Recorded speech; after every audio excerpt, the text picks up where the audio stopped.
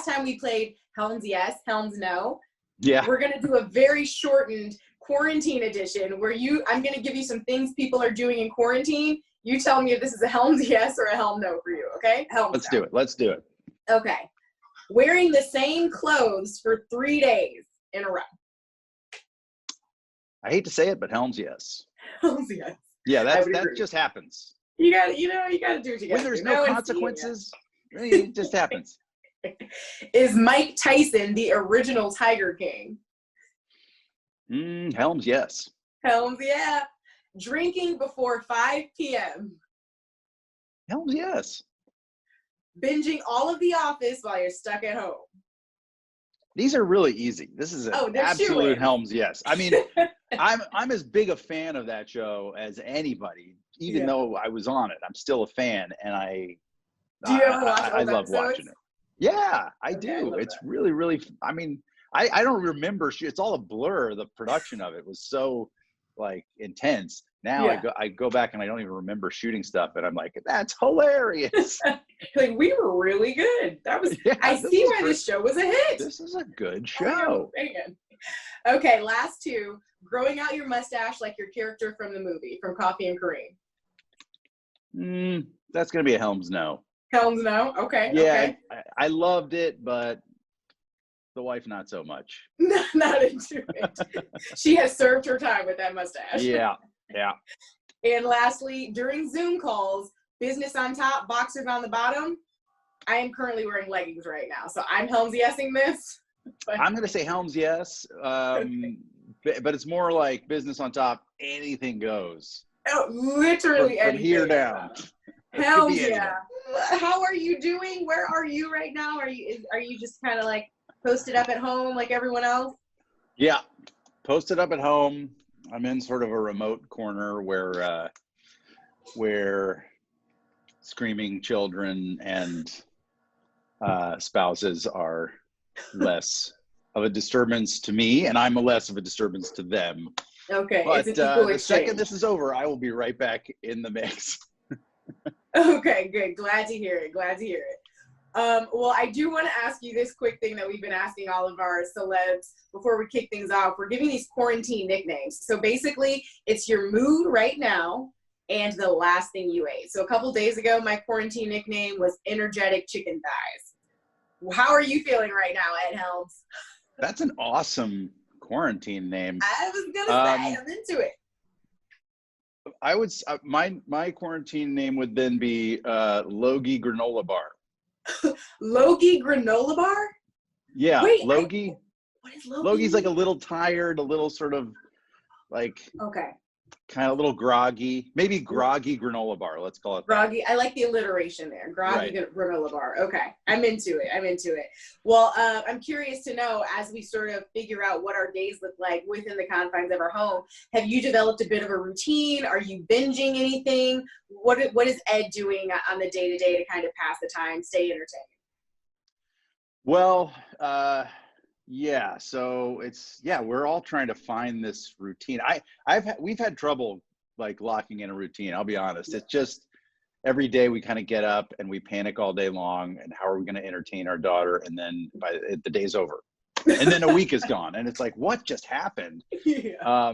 But there are things that we're turning to, I think, for a sense of calm or inspiration. I have to say too, just on a serious note, all the medical people in our lives that we've known and I think taken for granted somewhat. Yeah.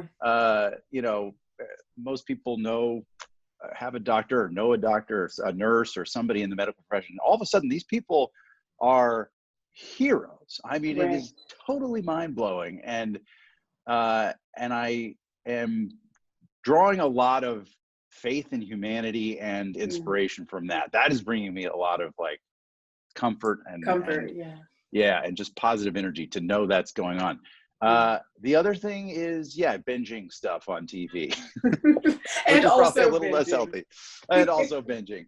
Well, their service on the front lines is most important, the only important thing, really. But and so thank you for sharing that. Yeah, no, it's incredible. As far as stuff I've been watching on TV. I got really into Black Monday, that Don Okay, oh, I Cheadle haven't show seen with, it yet. Yeah, but I know it's exactly what you're so talking about. funny. Yeah. And What about Tiger King? Have you seen it? Because everyone and their mother has seen it. yes. Okay. So we watched the first episode of Tiger King, and we Okay. were so appalled by like how awful humanity is that we couldn't keep going. Couldn't do it anymore. Listen, I was fascinated. Like it was like watching a train wreck, but we were like, let's pause this. When the world feels a little better, maybe we'll come back to it. But I got a good sense of it in the first episode, and yeah, I'm looking for happier stuff. Happier things, which is curious. It makes you wonder why everyone's so obsessed with the show right now when the last thing we probably want to see is what those animals have been going through. But I don't know. America Maybe obsessive. I think we like to feel superior to other people. And so when we see these like really train wrecky people, it's like reality television, right? That's the whole appeal. Really good point. Really good point. Well, let's talk about a project that I'm very excited about, one in which you are the star, Coffee and Kareem. There you go. How excited are you about this film coming to the masses? I am so excited. I've been working on this thing. I'm a producer on this movie, so I've been working on it for over 2 years, and it's just been a labor of love from start to finish. We got this incredible cast together, and you know, it feels like obviously it's a weird time to be trying to be funny or putting comedy out there, but on the other hand, I hope it just gives people an hour or two of distraction and hopefully some good laughs. So maybe it's a good time for this stuff to come out. I'm so proud of it, and I'm eager for people to see it. I think it's the best time. What we need now more than ever is laughter and love and those things that make us feel good. And that's exactly what this movie is. There's so many hilarious scenes, and a lot of them, the dynamic. What is it like shooting with a kid for some of those scenes? You know what I mean? Because the humor is just adult enough. Yeah. It's just. It's funny. So yeah, the humor in this movie, this is an R-rated comedy. The humor is very adult, and yet my co-star is 12 years old.